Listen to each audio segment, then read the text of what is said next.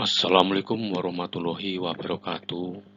Pada pertemuan kali ini, marilah kita membahas tentang fluida statis. Diharapkan setelah mempelajari fluida statis, dapat diterapkan hukum-hukum fluida statis ini dalam kehidupan sehari-hari. Fluida statis membahas tentang gaya dan tekanan pada zat alir yang tidak bergerak. Yang termasuk zat alir adalah zat cair dan gas. Setiap zat, baik padat, cair, dan gas masing-masing mempunyai volume, massa jenis, berat, dan berat jenis. Massa jenis disimbolkan dengan Rho, dirumuskan Rho sama dengan M per V, yaitu massa jenis sama dengan massa zat dibagi volume zat. M-nya itu adalah massa zat, satuannya kilogram, V-nya adalah volume zat, satuannya meter kubik, Rho-nya adalah massa jenis zat, satuannya kilogram per meter kubik. Berikutnya adalah berat jenis. Berat jenis adalah perbandingan antara berat zat dengan volumenya. Dirumuskan S sama dengan W per V. S adalah berat jenis dengan satuan Newton per meter kubik. W-nya massa kali gravitasi, yaitu berat zat dengan satuan Newton. V volume zat dengan satuan meter kubik. Berikutnya tekanan, disimbolkan dengan P besar. Tekanan adalah besar gaya yang bekerja pada suatu permukaan tiap satuan luas permukaan. Dirumuskan P sama dengan F per A. P-nya adalah tekanan dengan satuan Newton per meter persegi. F-nya adalah gaya dengan satuan Newton. A-nya adalah luas penampang dengan satuan meter persegi. Berikutnya adalah tekanan hidrostatis. Adalah zat cair yang berada dalam bejana akan mengerjakan tekanan pada dasar bejana. Tekanan hidrostatis merupakan perbandingan antara besar gaya tekan zat cair dengan luas permukaan yang ditekannya. Dapat dirumuskan bahwa pH sama dengan W per A sama dengan M kali G per A sama dengan Rho kali V kali G per A.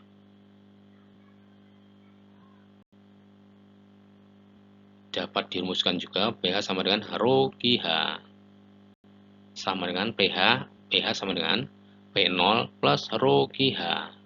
P0-nya itu adalah tekanan udara luar sama dengan 76 ya. 76 cm Hg sama dengan 1 atm. ATM itu atmosfer sama dengan 1,013 kali 10 pangkat 5 Pascal. Di mana pH-nya itu adalah tekanan hidrostatis dengan satuan Pascal, hanya tinggi satuannya meter, Rho adalah massa jenis zat cair, satuannya adalah kilogram per meter kubik.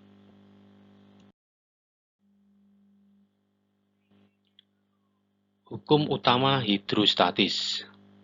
Besarnya tekanan hidrostatis pada setiap titik dalam kedalaman yang sama pada satu jenis zat cair adalah sama, walaupun bentuk bejananya berbeda, dan ini disebut paradok hidrostatis.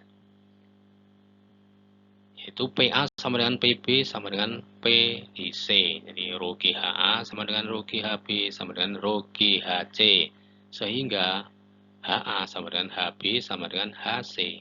Jadi tinggi di A sama dengan tinggi di B sama dengan tinggi di C. penerapan hukum utama hidrostatis pada pipa U yaitu untuk mengukur massa jenis zat cair. Pipa U mula-mula diisi zat cair yang telah diketahui massa jenisnya yaitu ρ1. Kemudian pipa yang lain diisi zat cair dengan tinggi H2 yang belum diketahui massa jenisnya. Sehingga massa jenis ρ2 dapat dihitung dengan menggunakan persamaan berikut, yaitu PA sama dengan PB atau tekanan di A sama dengan tekanan di B. Jadi ρ1 GH1 sama dengan ρ2 GH2. Maka ρ2-nya bisa kita cari, yaitu ρ1 kali H1 dibagi H2. Jadi perbedaan tinggi zat cair yang di sebelah kiri dan kanan dapat dihitung sama dengan delta H sama dengan H2 min H1. Berikutnya tentang hukum Pascal, yaitu tekanan yang dikerjakan pada zat cair dalam bejana tertutup akan diteruskan ke segala arah sama besar. Yaitu P1 sama dengan P2, F1 dibagi A1 sama dengan F2 dibagi A2. Hukum Pascal ini digunakan pada alat-alat berikut, yaitu dongkrak hidrolik, alat pengangkat mobil, meja operasi rumah sakit, kursi dokter gigi, pompa hidrolik. Untuk penerapan hukum utama hidrostatis, yaitu pada manometer terbuka dan manometer tertutup. Yang ini adalah manometer terbuka, tekanan pada kolom sebelah kiri P1 plus ρGH1. Untuk tekanan pada kolom sebelah kanan P2 ditambah ρGH2. Setelah manometer dihubungkan dengan ruang gas diperoleh P1 ditambah ρGH1 sama dengan P2 plus ρGH2. P ditambah ρGH1 sama dengan P0 plus ρGH2. Maka P dikurangi P0 sama dengan ρGH. Untuk manometer tertutup. Pada manometer tertutup, besar tekanan gasnya sama dengan, yaitu P sama dengan ρGH. P-nya tekanan gas, ρ-nya massa jenis, H-nya adalah perbedaan tinggi zat cair. Manometer tertutup digunakan dalam bidang kesehatan untuk mengukur tekanan darah, yang mana alatnya disebut dengan sphygmomanometer. Berikutnya, hukum Archimedes. Apabila suatu benda dicelupkan ke dalam zat cair, benda akan mendapat gaya ke atas seberat zat cair yang dipindahkan. Dari gambar ini adalah sebuah benda diukur dengan neraca bekas seperti gambar. Di udara beratnya WU, di dalam zat cair benda beratnya WA. Ternyata berat di udara lebih besar dari berat di dalam zat cair. Karena dalam zat cair benda mendapat gaya ke atas, yang itu FA. FA sama dengan WU min WA, yaitu berat di udara dikurangi berat di zat cair. FA sama dengan ρA kali VA kali G. WU-nya tadi adalah berat benda di udara, satuannya Newton. WA-nya berat benda dalam zat cair, satuannya Newton juga. FA-nya gaya ke atas atau disebut juga gaya Archimedes, satuannya Newton juga.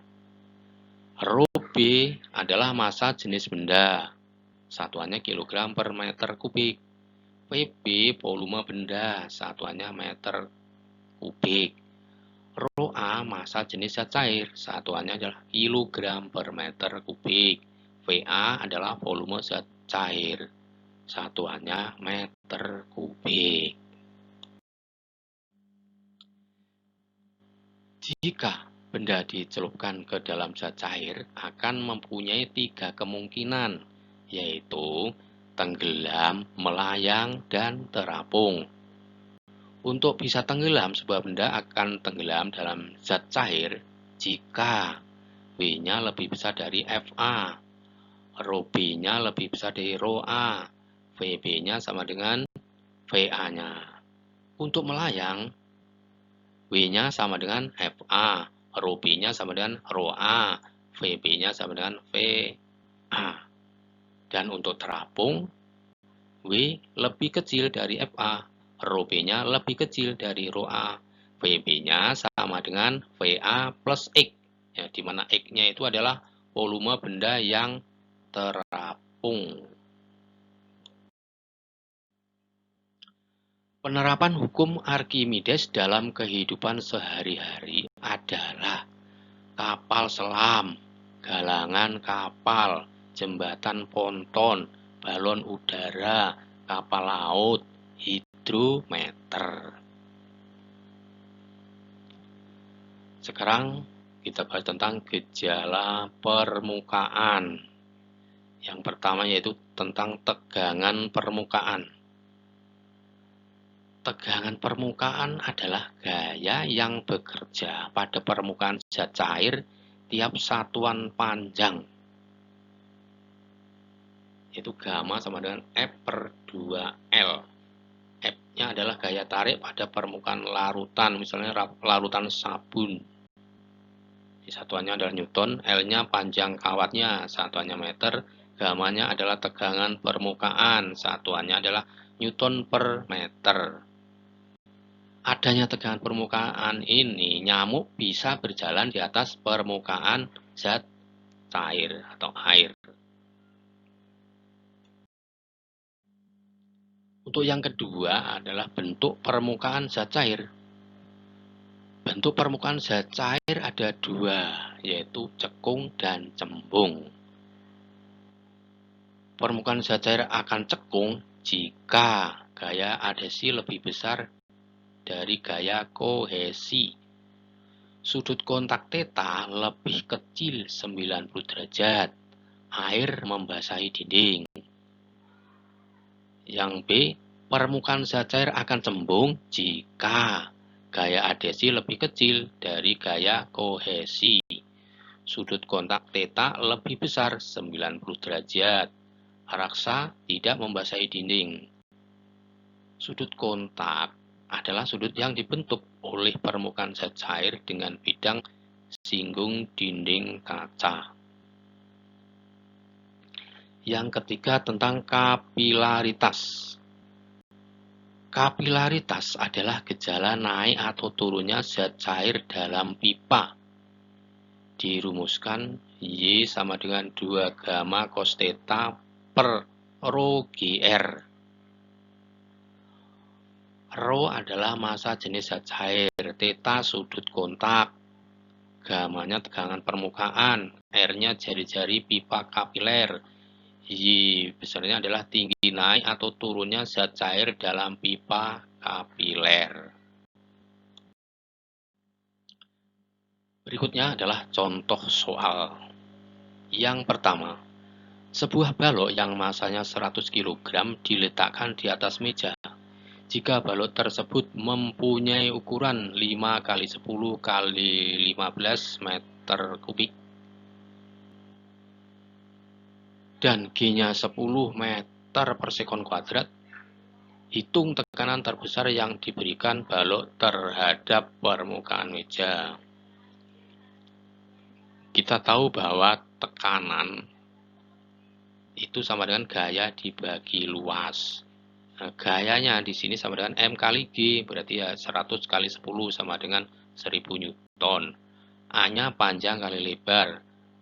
Untuk menghasilkan tekanan yang terbesar berarti luasnya harus yang paling kecil. Berarti untuk yang paling kecil A-nya sama dengan P kali L, ya 5 kali 10 sama dengan 50 meter persegi. Maka F sama dengan F per A, berarti 1000 dibagi 50, hasilnya adalah 20 Newton per meter persegi. Contoh yang kedua, sebuah mobil yang masanya 1000 kg diangkat oleh sebuah dongkrak hidrolik.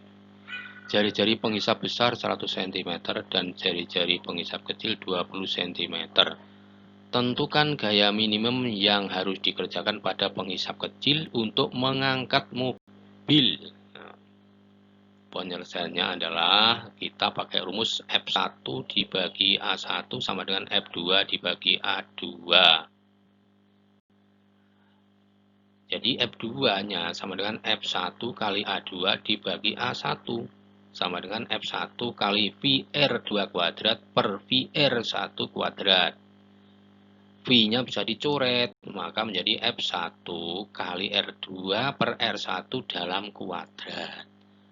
Sama dengan F1-nya kan menjadi 10.000 dikali 0,2 per 1 kuadrat, berarti 10.000 kali 0,04, berarti sama dengan 400 Newton. Contoh yang ketiga, peti kayu yang tingginya 100 cm dan massa jenisnya 0,3 gram per cm kubik mengapung di atas permukaan kolam yang bermassa jenis 1,5 gram per cm kubik. Tentukan tinggi balok yang tampak di atas permukaan kolam. Penyelesaiannya adalah FA sama dengan W-nya, berarti rho fluida kali G kali V sama dengan rho benda kali G kali V-nya. Rho fluida kali A kali H sama dengan rho benda kali A kali H. Rho fluida kali H sama dengan rho benda kali H. H-nya berarti sama dengan 0,3 kali 100 dibagi 1,5. Berarti sama dengan 20 cm. Jadi tinggi balok yang muncul 100 dikurangi 20 berarti sama dengan 80 cm. Berikutnya adalah latihan soal. Yang pertama, tekanan hidrostatis pada kedalaman H adalah 2600 Pascal. Tentukan tekanannya jika diukur pada kedalaman 2H. Yang kedua, sebuah bejana berbentuk U berisi fluida, beban A 300 Newton dan beban B 600 Newton. Bila luas penampang di A 5 cm persegi, tentukan luas penampang di B. Yang ketiga, sebuah emas massanya 100 gram berada di dalam minyak tanah mengalami gaya ke atas sebesar 6000 dain. Jika G sama dengan 10 meter per sekon kuadrat dan massa jenis minyak tanah 0,8 gram per cm kubik, tentukan massa jenis emas. Yang keempat, di dalam sebuah bak berisi air terapung sebuah bongkah es dengan massa jenis es 0,9 gram per cm kubik. Jika volume es yang muncul di permukaan air 50 cm kubik, tentukan volume es seluruhnya. Yang kelima, sepotong logam memiliki volume V digantungkan pada tali lalu dibenamkan di air. Sebelum dibenamkan, tegangan tali 10 Newton dan setelah dibenamkan, tegangan tali 8 Newton. Tentukan massa jenis logam tersebut. Saya kira saya cukupkan sekian. Silahkan dicoba dikerjakan. Salam fisika. Wassalamualaikum warahmatullahi wabarakatuh.